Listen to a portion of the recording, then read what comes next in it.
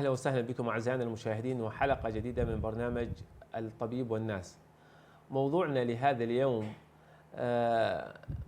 موضوع شائع جدا جدا، وكثير من المراجعين يراجعونا بهذا الخصوص.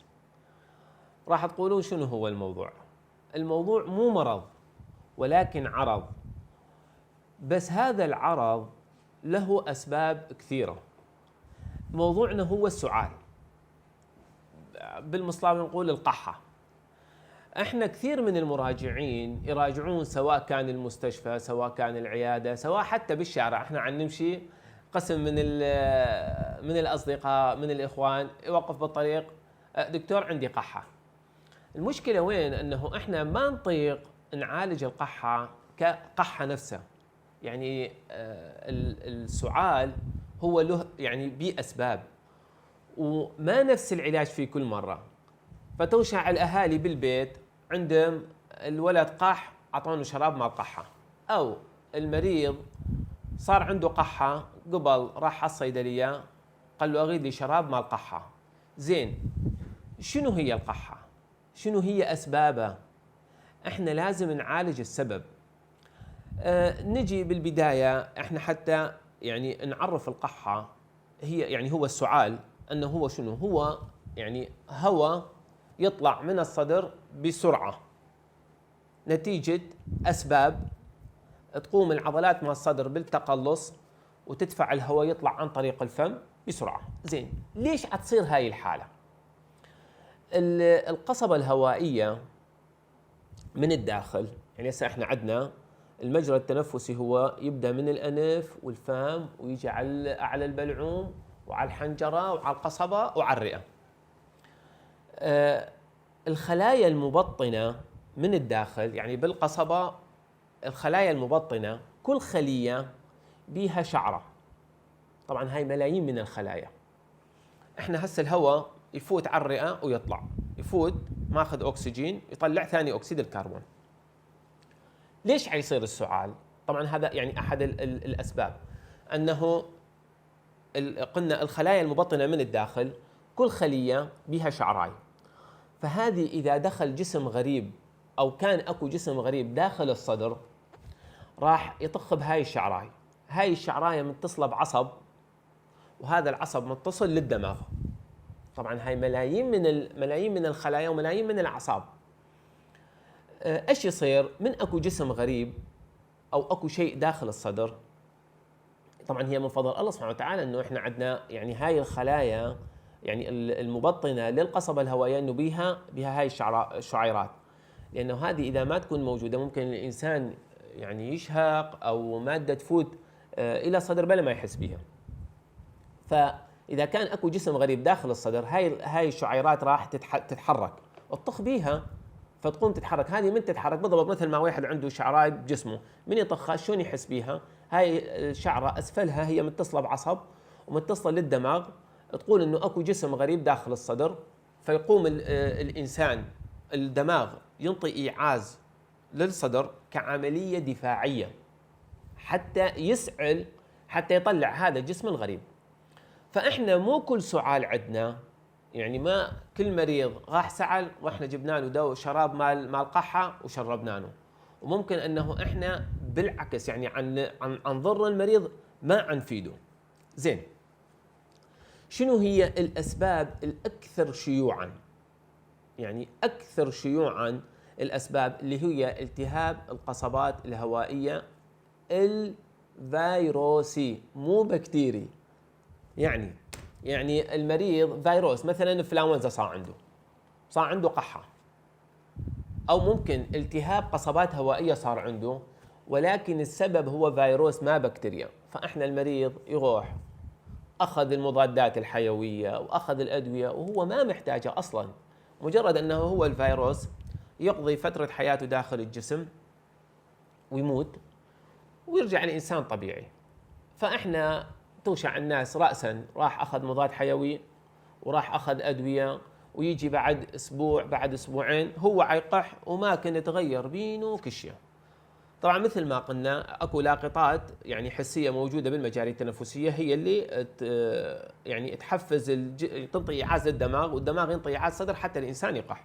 زين، الاسباب الاخرى الشائعه اللي تعمل سعال هم هي الافرازات مال الفراغ الخلفي للانف. يعني احنا عندنا الانف اكو يعني هذا المجرى امامي واكو خلفي. عند قسم من الناس ايش يصير افرازات من الانف تنقط على الحلق، فهذه هم تعمل سعال، فهاي تعتبر من الاسباب يعني الشائعه، نسميها افرازات مال الحاجز الخلفي مال الانف. وين تصير اكثر شيء؟ هسه تقولون هم رجع علينا، تصير اكثر شيء عند المدخنين، وهي اكثر عرضه للسعال من غيرهم. هسه تقولون شلبت بالمدخنين، ما شلبتوا بهم، بس المشكله المدخن يعني هو عيضر نفسه وعيضر غيره.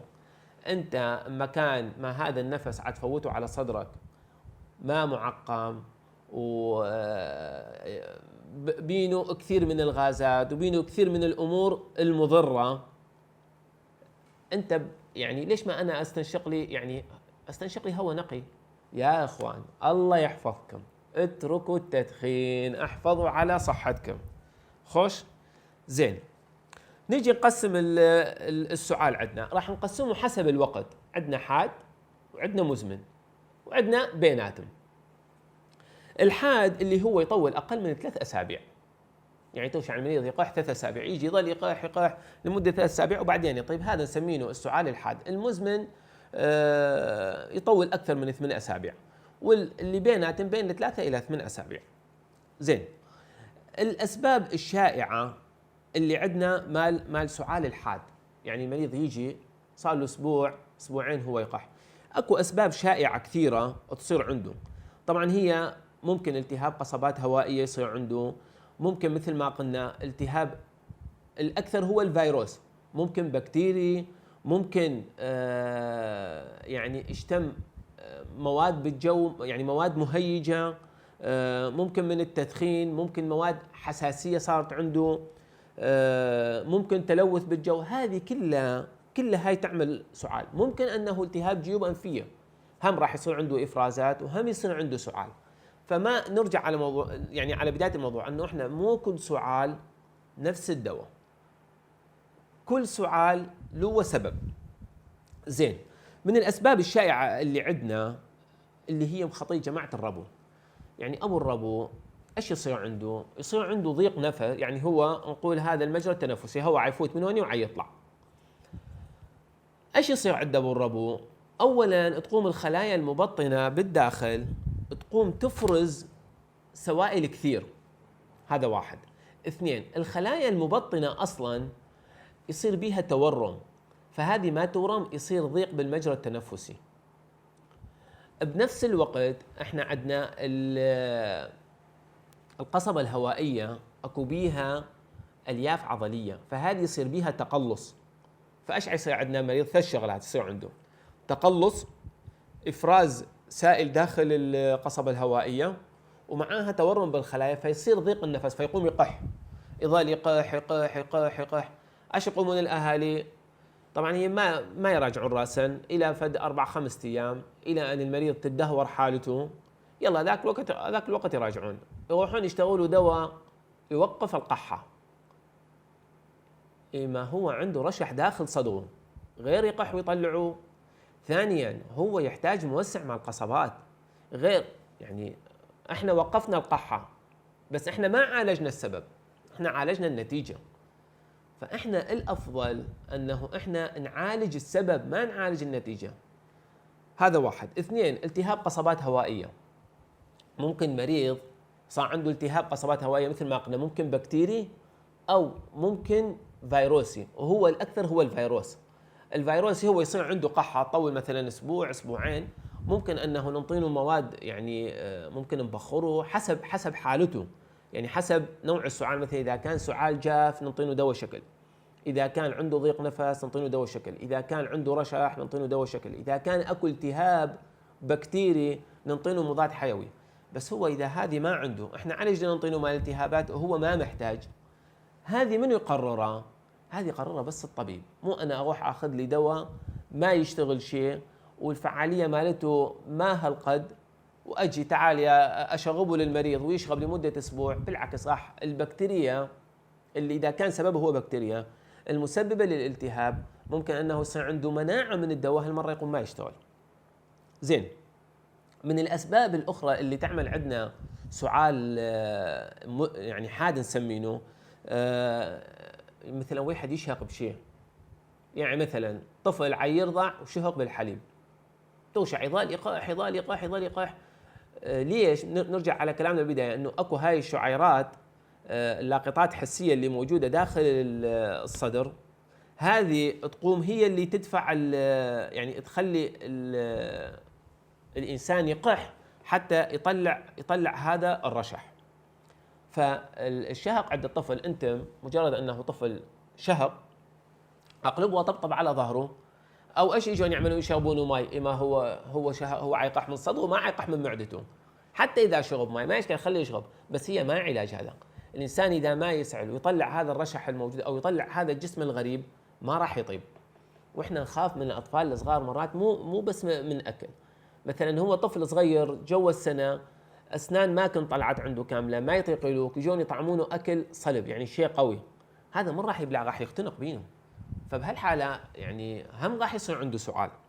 زين، ممكن المريض يكون عنده حساسيه انفيه، يعني توشع خشمه يجري، يعطس، يقح، يصير عنده حكه بالانف، تدمع عيونه، توشع الانف يكون احمر. فهذا هم احد الاسباب اللي يخلي عند المريض يصير عنده سعال. هسه وشعنا ابو الربوه عيسعل، ابو الحساسيه عيسعل، ابو الجيوب الانفيه عيسعل، اللي شهق بشيء عيسعل، اللي مثلا طوز او تراب كان اكو هم عيسعل، اللي عنده حساسيه عيسعل. او ممكن عندنا ذات الرئه، يعني مريض صار عنده التهاب قصبات هوائيه ذات الرئه صار عنده، هذا هم راح يسعل ومعانه رشح ومعانه ضيق نفس، مثل ما قلنا هم الجيوب الانفيه والافراز السائل الخلفي للانف، هذا هم كله يعمل عندنا سعال. زين، هذه تعتبر من السعال الحاد. زين، كل هذه ممكن انه تؤدي الى سعال، ولكن الدواء مالتها هذا يختلف عن هذا، ويعني علاج كل واحد يختلف، يعني ما كلهم نفس العلاج. ما كل لما ادير غاسي واروح على الصيدليه اقول له انطيني دواء مال سعال واخذ واشرب الدواء وبعدين ممكن انه هذا عيضرني ما عيفيدني. نروح فاصل قصير ونعود اليكم باذن الله.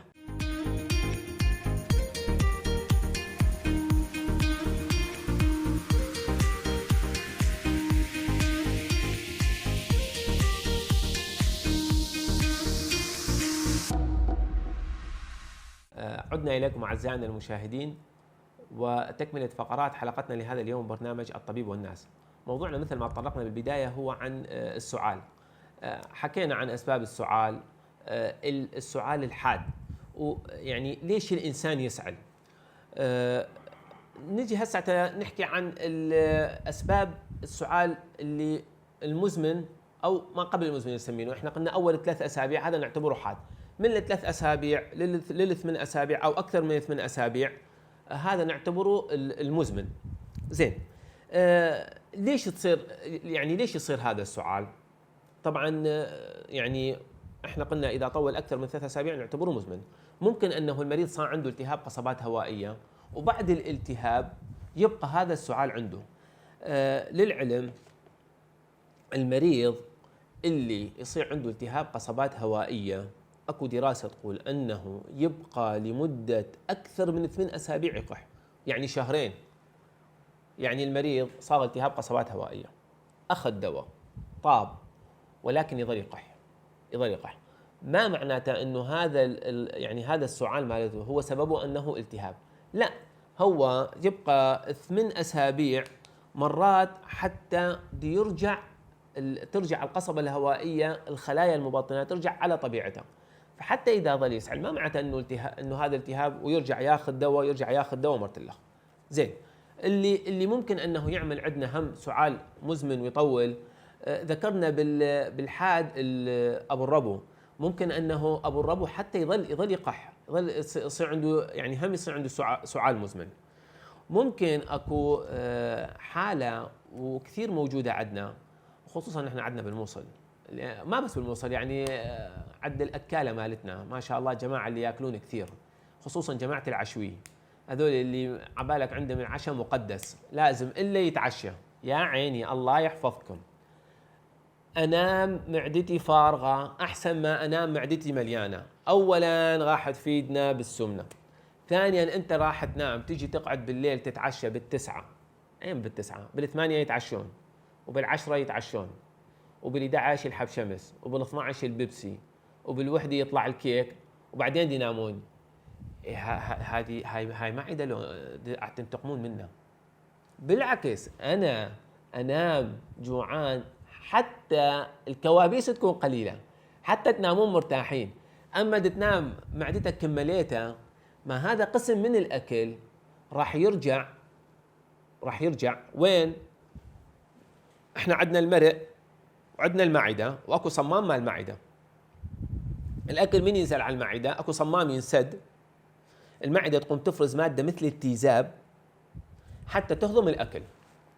خوش، ولكن من فضل الله سبحانه وتعالى انه المعده مغلفه بطبقه، هاي الماده ما تاثر عليها، هي عصاره المعده ما تاثر على جدار المعده، لي هون تمام.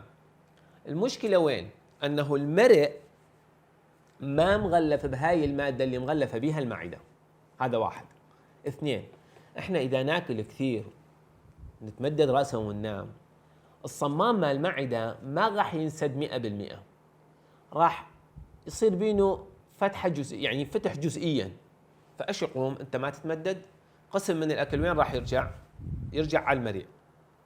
يرجع على المريء، انت ممدد طبعا، هيش كنت دكيت للعشوي والمعده عالتلطم تريد تهضم الاكل ما تلحق تهضم الاكل، فراح وين يرجع؟ قسم من السائل المعدي يرجع على المريء.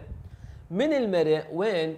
اكو منطقه مشتركه بين المريء وبين القصبه الهوائيه، يعبر قسم من السائل المعدي وين؟ يعبر على اعلى الحنجره. فايش يصير عند المريض؟ يصير عند المريض سعال، يقوم يقح قحه جافه. وكثير من المرضى عندنا يجون نفحص صدره ما بي كل شيء، نفسه مليح، ما عنده مشاكل بالرئه، ما عنده ضيق نفس، لا عنده ربو.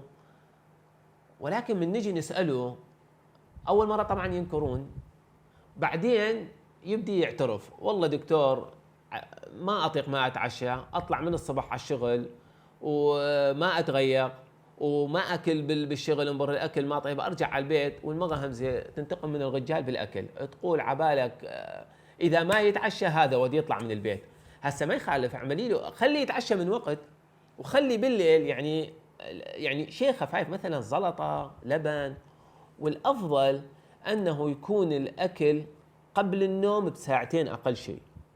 يعني انا ما اكل واجي اتمدد راسا، هذا ما صحيح، بالعكس انتظر ساعتين وبعدين اتمدد. هذا يعني انا حتى نحكي بالنهار هم، اما بالليل الافضل انه يكون بدون عشاء.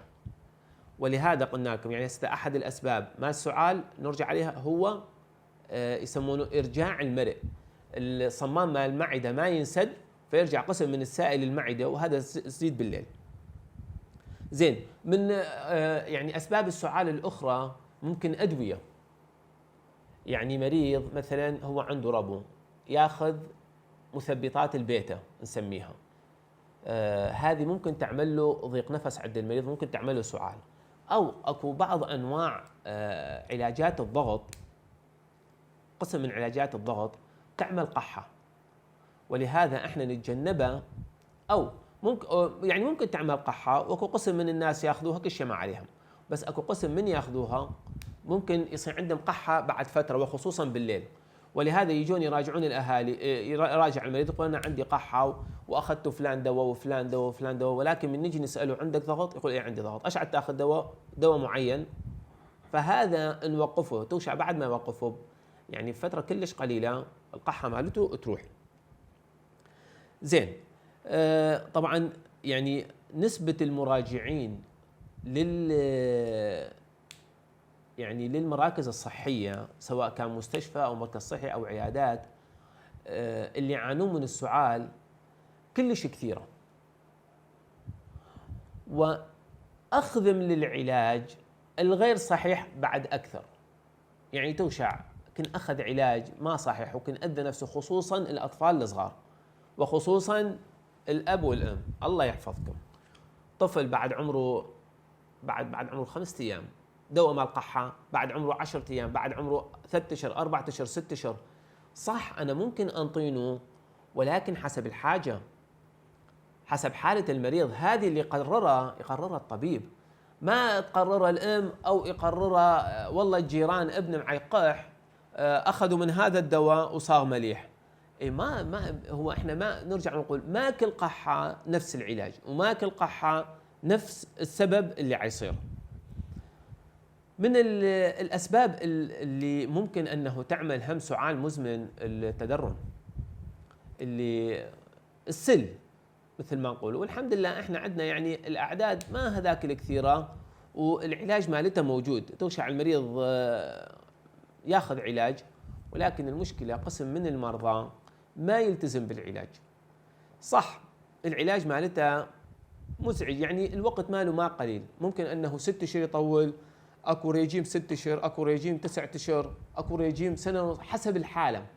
ولكن احنا إذا التزمنا بأخذ الريجيم، يعني الريجيم العلاجي بصورة صحيحة. وسعدنا يعني شعبة الأمراض الصدرية، يعني الناس جزاهم الله خير، يعني والله ما يقصرون. حتى المريض اللي عنده تدرن حتى العلاج مالته موجود ومجانا، ويعملوا له دفتر وسجل عنده أنه تجي تاخذ بالشهر، تاخذ هالقد، كل شهر يجي راجع. طبعا هو يجي راجع، أشعة يعملوا له، فحوصات يعملوا له، متابعة، كلها هذه مجانا. هسه ليش ما تراجعون؟ زين ليش ما التزم بالعلاج؟ لو كان العلاج بفلوس ما كان راح تمدوا وقتهم علينا. العلاج مجانا ومتوفر، انت راح تحمي نفسك وتحمي عائلتك لا تعديهم. توشع واحد بالعائله في الدواء فد اسبوع اسبوعين ورجع المرض علينا، ورجع صار معدي وعدا اهله، مكان ما كان مريض صاروا 2 وصاروا 3 وصاروا 4 مرضى بالبيت. زين، من الاسباب اللي ممكن انه تعمل سعال مزمن اذا مريض عنده خراج صار عنده بالصدر، او اكو حالات نشاع عند المرضى ما يعرفون اشنو هي. مثلا من اذنه مريض يجي مثلا دي ينظف اذنه على طبيب الاذان، هو وعي ينظف اذنه يقوم يقح، هذه هم تعمل قحه. فتوشع هذول يلعبون باذانهم كثير، قحه مزمنه يصير عندهم. فلا تلعبون باذانكم، وعود التنظيف مال الاذان الله يحفظكم اتجنبونه، لانه يدفع الشمع لي جوا ما يطلع الشمع. يعني هذه الاذن اذا كان اكو شمع هون، احنا اذا جبنا العود مال تنظيف الاذان ودخلناه بالاذن راح يطلع صح بالقطن، راح يطلع شويه شمع، ولكن الاغلبيه راح يدخل لي جوا. يعني مره احد اطباء انف واذن والحنجره يقول يعني مريض جانو كان فوت قطناي باذنه، سحب له القطناي، طلع بعده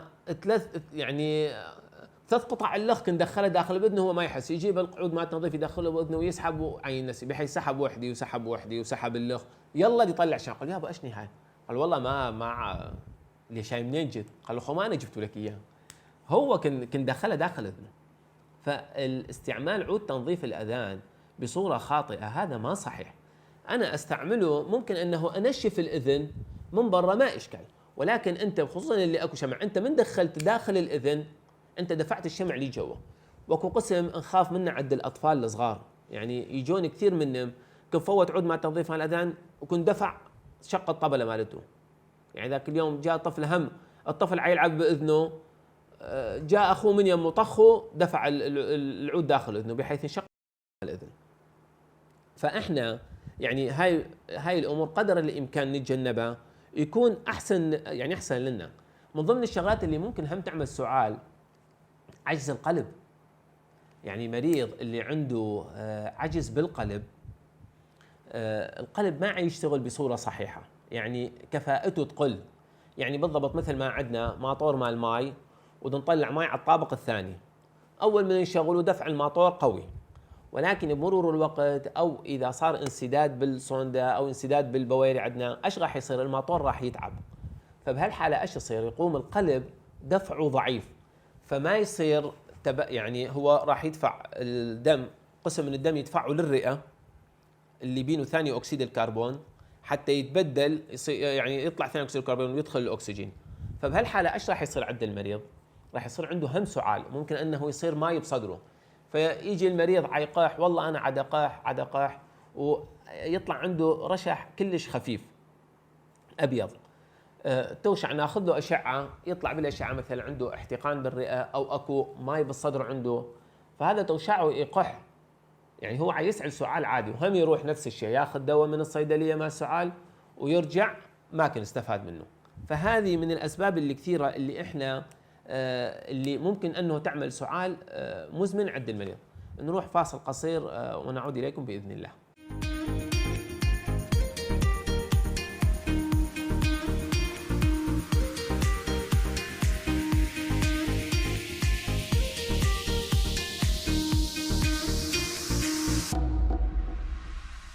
عدنا إليكم أعزائنا المشاهدين وتكملة فقرات حلقتنا لهذا اليوم من برنامج الطبيب والناس. مثل ما ذكرنا بالبداية، العنوان هو السعال. حكينا على السعال الجاف، على السعال الحاد والمزمن. نجي على الأعراض، يعني المريض اللي يصير عنده سعال شلون ممكن أنه نعرف السبب مالته؟ إذا كان مثلا عنده ربو، ممكن أنه هذا يصير عنده نسميه أزيز في الزفير. يعني احنا عندنا شهيق وزفير. ابو الربو ايش يصير عنده؟ عنده شهيق ولكن الزفير مالته عبالك صوت نسميه صفير، اهل قبل يقولون صوت بزوني بصدره. فمن يطلع الهواء يصير بينه صفير، يسمونه أزيز في الزفير. يعني ايش شكل هذا؟ شهيق من يطلع الزفير مالته تحس انه اولا يطول على ما يطلع الهواء. احنا من ناخذ نفس الشهيق بالزفير، يعني الزفير عندنا كل سهل، يعني ما نبذل بينه طاقه مثل الشهيق. ابو الربو لا، بالعكس خطير، يقوم ما ياخذ نفس من يطلع كانضاقه القصبات الهوائيه، فيستعمل عضلات صدره حتى يدفع. فهذا يلاقي صعوبه، حتى مرات نوشع انه العضلات اللي بين الاضلاع تقوم تدخل لي جوا، حتى هذه يعني حلقه توشع بصعوبه يطلع النفس مالته.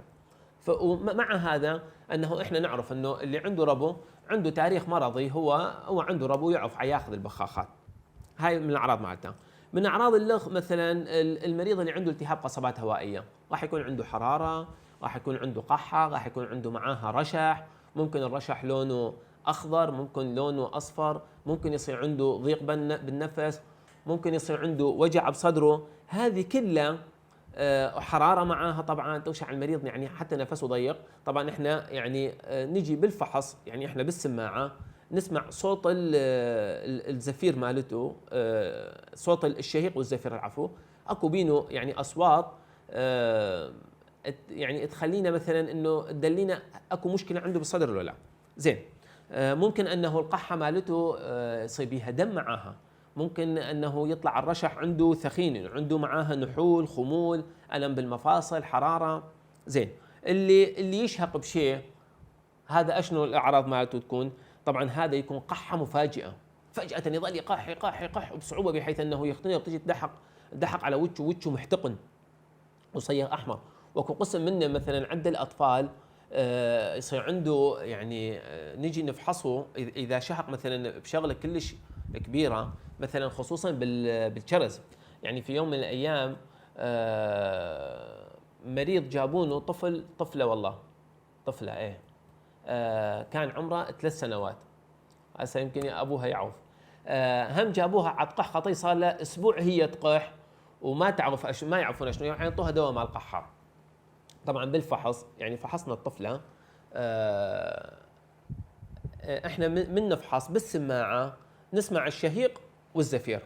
ف يعني صوت الهواء من يدخل للرئه بالسماعه ينسمع، ولو يعني تون ولو نغمه معينه تختلف اذا حسب المرض. فسمعت السماعه يعني بصدره انه ما اكو نفس، ما اكو يعني جهه اكو، جهه اللخ ما اكو. والله يعني الحمد لله كان اكو اشعه، اخذنا له اشعه للطفله بينت انه يعني اكو علامات نقشعه هم بالاشعه. المهم بنفس الوقت يعني خابرته كان يعني احد الزملاء جراحه اطفال الله يجازينه كل خير، والله تليفون واحد يعني رجل خابرتونه زي كان بالليل، قلت له كويكو الشكل المريضه، قال دكتور ابعث لنا هي هسه فوتها على العمليات وبالليل. والله راحوا راسا دخلوا بنفس الوقت بالليل، فوتها على العمليات بالناظور، سحب كان اكو مثل اعتقد فستق عبيد، هذه كن شهقد بيها وما اكو افرازات داخليه، كن انفشت فكن سدت المجرى التنفسي مالته، وخطيه الطفل ما يطيق يجوغ نفس يعني عيقح. الحمد لله طبعا جزانا والله كل خير، وهي كلهم جماعه جراحه الاطفال وكل الجراحين الحمد لله يعني الاخوان ما يقصرون بهذا الشيء. سحبه وطلعت مرت اللخ. وحادث اللخ كان اكو مريض جاي من دهوك، هم طبيب هم ابنه نفس الشيء، هم كان شهق وما عندهم يعني يطيقون يشتغلون، ودي يطلعها على اساس سفر دي يطلع يمكن على سوريا، كان دي يطلع بال 2007 يمكن. فجاء، انا كنت في مستشفى الزهراوي بوقتها، قال الدكتور بس هو جاء يسال بالصدفه، طبيب هو من دهوك، يسال بالصدفه شلون يطلع، فقلت له ايش عندك؟ قال لي والله ابني هالشكل ومحتارين بينه طلعوا بدنا نعمل له عمليه بدهوك. والله بنفس الوقت هم الاخ الجراح قلت له دكتور هالشكل، قال لا يطلعون ولا شيء، بعث لي هي هسه تعال خنساء. راح على الخنساء، خلال نص ساعه رجع الاب يعني يضحك هو وزوجته هم طبيبه، قال احنا كنا جايين بالصدفه طالعين على السويد نعمل عمليه، سبحان الله الله جابنا هوني ونروح على المستشفى وعملوها يعني فوتوا ناظور بنص ساعه شالوا وطلع. مره من المرات يعني انا بنت اختي هم نفس الشيء، بلعت كان يعني قطعه نقديه وغيره كثير. فهذول ايش يصير عندهم؟ يصير عندهم قحه يعني مفاجئه ويختنق. مرات اذا كان الانسان يعني الجسم الغريب اللي كنا ابتلعونه كثير، هذا لا لازم انه عمليه راسا حتى نسحبه، لانه ممكن يختنق، ممكن يموت الانسان. زين، من ضمن الاسباب الاخرى التهاب قصبات هوائيه، الحساسيه الانفيه، يكون عنده عطس يعني عطاس حكه بالانف، هذه كلها يعني تعمل سعال. زين، نجي بالنسبه للعلاج. العلاج عد الكل. لا اول مره الفحوصات ما اغيد ادوخكم بها، ما تحتاجوها، انتم الطبيب هو يحتاجها، بس احنا الفحوصات اللي نعملها مثلا نعمل اشعه، نعمل مفراس، نسبه الاكسجين بالدم، مرات نقيس الاكسجين نغشع ايش قد النسبه مالته عند المريض، اكو فحوصات مختبريه باقيه يعني انت ما تفيدك المعلومات هذه، تفيد الطبيب. نجي بالنسبه للعلاج. العلاج رقم واحد، العلاج حسب السبب. إذا كان التهاب نعالج الالتهاب، إذا كان حساسية نعالج الحساسية، إذا كان عنده ضيق نفس ننطي موسع مال قصبات، إذا كان عنده رشح ممكن أنه ننطي شيء يلين الرشح. ما إحنا مريض عيقح وصدغه مليان بلغم ما يطيق يزتوا للطفل وتجون تنطونه ألرمين.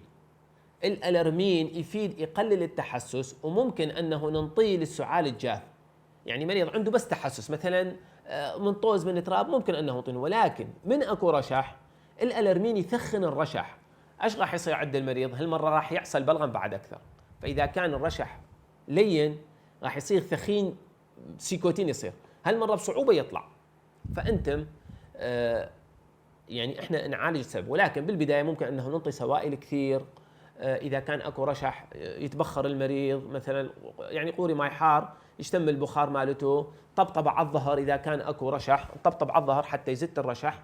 نرجع نقول هو السؤال هي عمليه دفاعيه تفيد ما تضر، ما معناته كل انسان يسال معناته انه هاي حاله مرضيه، لا، ممكن انه هي عمليه دفاعيه حتى يطلع الرشح.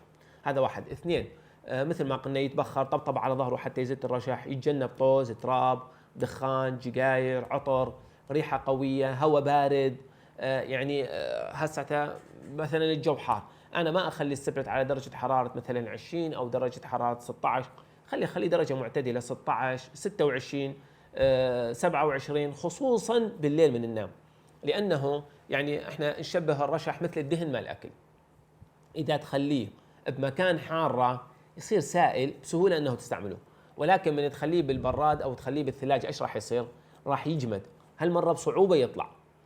والقحة تزيد بالليل والفجر، لأنه نسبة الكورتيزون تقل، ولهذا يزيد التحسس عند الناس، فتزيد التحسس العفو يزيد القحة عندهم.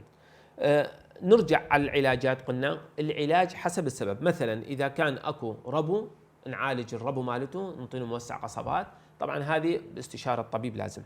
إذا كان أكو مواد متحسسة نتجنبها، إذا كان حساسية أنفية ناخذ مع الحساسية. المضاد الحيوي ما يقللنا من عمر السعال، احنا لا ناخذ مضاد حيوي ونقول رأسا المريض روح يشرب دواء مال الالتهابات، لا ما صحيح، ممكن أنه كل شيء ما يفيده، وبالعكس ممكن أنه يضره. إن شاء الله نكون وفينا يعني بأكبر معلومات اللي تفيدكم، اللي هي حكيناها عن أسباب السعال، شلون إحنا ممكن أنه نتجنب السعال، العلاجات اللي ممكن نستعملها بس ما نضر، يعني بس ما نضر المريض. إن شاء الله تكون المحاضرة الحلقة يعني مفيدة بالنسبة لكم. أتمنى أنه نالت يعني إعجابكم. نرجع ننبه أهلنا بالنسبة للوقاية من مرض فيروس كورونا. احنا نظل نعيد الغاية من الإعادة حتى للتذكير، حتى لا أحد يجي يقول ها والله ما حد قال لي وما أعرف وما سمعته. لا، ألبس الكمامة، أعمل تباعد بيني وبين أقرب واحد، أتجنب الأماكن المزدحمة، أشرب سوائل كثير، أتجنب طوز، تراب، دخان، جقاير، عطر، ريحة قوية، هواء بارد أبتعد عنه. أغسل إيدي، مهم خصوصا أنا من أرجع على البيت، ما إذا أنا خارج البيت وإيدي ما نظيفة أو ما لابس كفوف، أو حتى لو لابس كفوف وأحك عيني أو أخليها داخل ثمي أو آكل بلا ما أغسل إيدي، أغسلها لمدة 20 ثانية مثل ما شرحنا دائما نشرح. نغسل الإيدين، الإيد اليمين فوق اليسار، اليسار فوق اليمين، الإبهام، الأصابع، باطن اليد، المعاصم، ويعني هذه شغلة كلش بسيطة. احنا راح نحمي نفسنا ونحمي أهلنا. إن شاء الله نكون ما أطلنا عليكم. نلتقيكم في حلقة قادمة من برنامج الطبيب والناس من على شاشة قناة الموصلية الفضائية. السلام عليكم ورحمة الله وبركاته.